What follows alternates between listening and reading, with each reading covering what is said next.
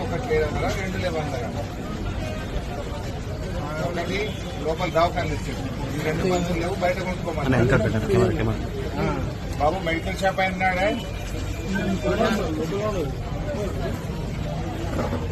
ఇది ఒక్కటి ఇచ్చింది, ఈ రెండు బయట కొనుక్కోమన్నారు. మెడికల్ షాప్ అయినా ఏంటి బాబు ఈ మందులు? పారాసిటమల్, పారాసిటమల్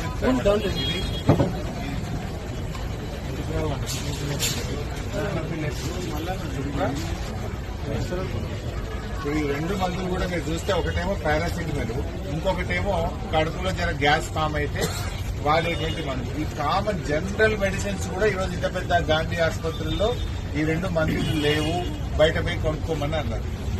3 గోళీలు రాస్తే ఒకటి ఇచ్చిండ్రు, రెండు బయట కొనుక్కోమన్నారు. ఏంటి బయట కొనుక్కోమన్నాయి? ఒకటేమో పారాసిటమల్, ఇంకోటేమో కడుపులో గ్యాస్ ఉప్పితే ఇంత టానిక్ లాంటి సిరప్.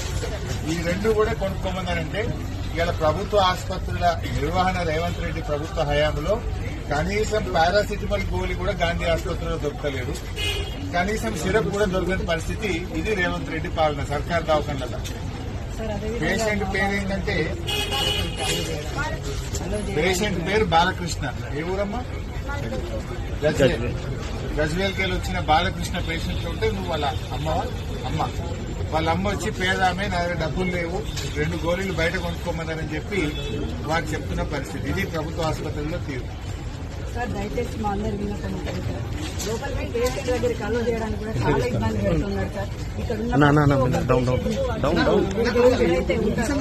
చూసుకోవడానికి వచ్చిన వాళ్ళు ఎవరైనా ఎమర్జెన్సీలో వెళ్ళడానికి కూడా మరీ ఇబ్బంది పెడుతున్నారు సార్. అంత వెళ్ళి చదివి వస్తాం సార్. మేము వచ్చిందే బాధలో ఉంది, అట్లాంటిది మేము వాళ్ళ గురించి ఆర్డర్ చేస్తాం సార్.